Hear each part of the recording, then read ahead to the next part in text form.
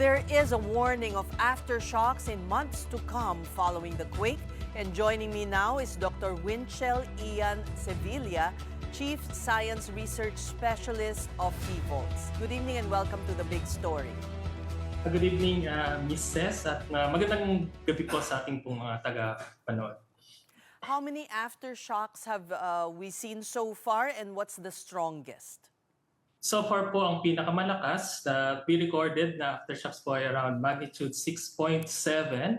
And ito po ay na-report sa atin na naramdaman ng ating pong mga kababayan sa General Santos City at Intensity 3. Nagpadala na po tayo kanina ng unang batch po ng quick response teams. And then tomorrow din po, around 5 a.m., another batch po ng quick response teams from PHIVOLTS para po ma-assess yung ma-verify po yung extent ng damage na na-cause ng earthquake na ito. And so far po, as of 12 p.m. kanina, halos malapit na po sa 200 and counting po yung aftershocks po na ating na-record. So inaasahan natin na tumagal itong mga aftershocks hanggang buwan po ba ang bibilangin?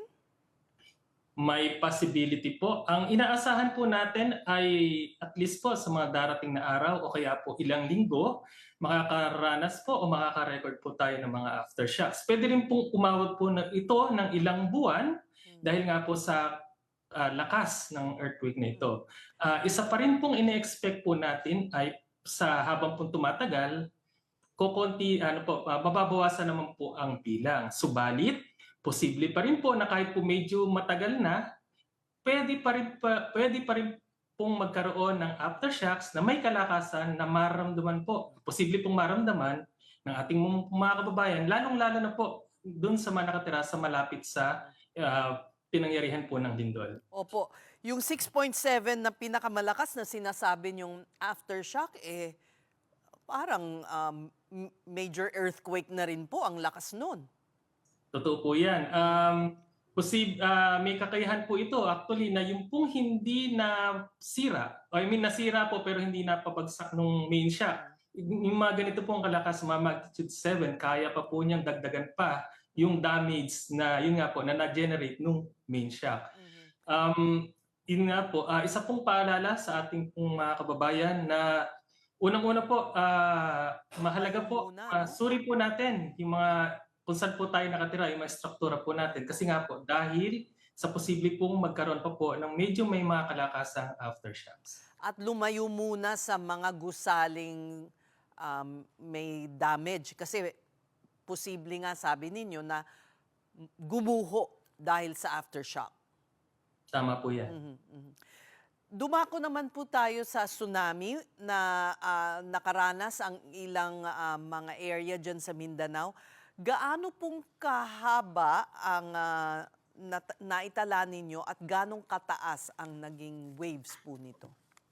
Simula po nung nag-occur po yung earthquake at naglabas nga po tayo ng tsunami warning, base po sa nasukat ng ating pong tinatawag na sea level monitoring station. So ito po yung ginagamit natin especially for detecting tsunami. 5 minutes lamang po nung nag-occur po yung earthquake, tumama na o dumating na sa mga municipalities po na malapit po sa sentro ng lindol yung unang tsunami wave. Ang pinakamataas po na na-record po natin na wave height ay around 1.4 meters. May malakas po, yung pong taas nito. Opo, may kakayahan po itong makasira ng mga kagamitan po, lalong-lalo na nandun sa mga baybay nakalagay po sa mga coastal areas natin. Kasi nga po may puwersa ito In fact, kahit nga po bandang alas 3 na, meron pa rin po tayo na re-record mga waves. Pero mabuti na lang po, sentimetro lang ito. So kaya po around 3:19 p.m. kanina, inalis na po natin yung tsunami warning. Kasi po yung nakita po natin na hindi, yung taas po nito ay hindi po sapat para po mapag-cause ng damage. Pakipaliwanag po tong phenomenon na ito dahil yung mga nag-share po ng videos, pinapakita po na umuurong muna yung tubig mula sa dagat, mula sa baybayin, tapos yung waves ay mistulang bumabalik sa gitna. Tama po ba ang mga videos na to? Legit ba? Alam nyo naman, maraming pwedeng AI na gawin. Ano ho ba talaga ang itsura ng isang tsunami? Posible po ibang videos pwede pong tama. Isa po kasi sa mga senyales Mm. na posibleng may paparating na tsunami ay una, yun nga po, either uurong po yung dagat Mhm. or bigla siyang tataas. Kaya Ah, nga po pagka po kami nagko-conduct ng information education campaign, lalong-lalo na po sa mga coastal areas, pinapaalalahanan po lagi namin na tingnan po yung tatlong senyales kasi okey. nga po na may paparating na tsunami. Mhm. Oo.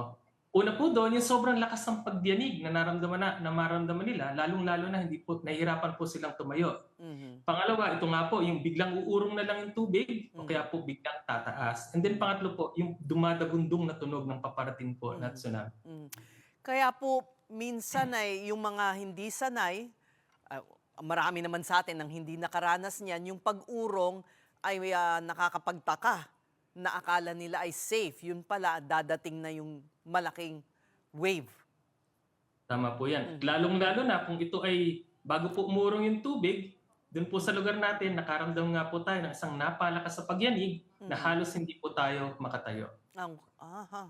So dapat kung kayo'y nasa baybayin, tumakbo na sa mas mataas na lugar? As soon as matapos po yung malakas na pagyanig, yan po ang nararapat po dating gawin. Lumigas na po tayo sa pumunta po tayo sa mga lugar na matataas. Palayo po sa dagat. Opo. Ang mga aftershocks po ba nakaka-trigger ng tsunami? Depende po sa lakas, pero usually po hindi. Mhm. Kasi po, ito po ay ang main shock po natin magnitude 7.8. So yung mga aftershocks o yung mga susunod na pagyanig, inaasahan po natin na mas maliliit na lamang po ito. Mhm. Panghuli na lamang po, bukod sa aftershock, ano po ba ang dapat alalahanin ng ating mga kababayan? Naalala ko dun sa Cebu po nagkaroon ng parang pagguho ng lupa or parang nagkaroon ng mga butas, kumbaga sa lupa. Pwede po bang mangyari ito? Parang sinkhole po. Po. Yan po yung ang pagkakaalam ko po magde-deploy po yung mga ibang kasamahan natin sa ibang ahensya po ng mga Mm. kasamahan po natin para po imapa rin kung nagdulot po ba ito ng sinkholes yung Mhm. itong lindol na ito. What's to explain that phenomenon naman after an earthquake? Because I understand in Cebu and noon po sa Dagupan, nagkaroon din po ng mga ganyan. Opo. Kalamitan po, yung pong tinatawag nating sinkholes ay nagyayari po yan sa mga lugar na kung saan yung bato po nila ay tinatawag nating mga limestone. Mhm. Kasi po ito ay sensitive po siya sa mga acid, yung nalulusaw siya. Halimbawa po yung acid rain. So through time po, kaya niyang kainin itong mga limestone. And then natatabunan po ito. Halimbawa po, nagkaroon ng pagbaha, natatabunan po ng sediments. Mhm. And then pagka nagkaroon po ng malakas na pagyanig, na-expose po itong mga mga butas na.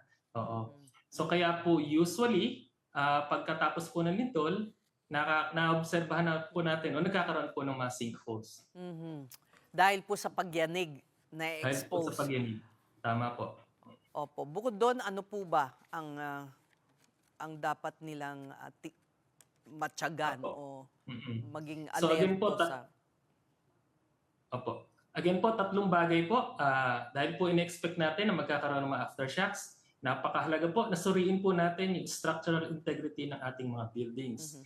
Kung mga kababayan naman po natin nakatira sa mga matataas na lugar o kaya po malapit sa mga bulubundukin na lugar, ang isa pong babantayan din po natin kung sakaling magkaroon ng medyo malakas na aftershocks, baka po mag-generate ito ng mga pagguho ng Opo. lupa. So maging Mm. observant din po tayo, mapagmatsyag, lalong-lalo na nga po kung malapit doon po yung tirahan natin.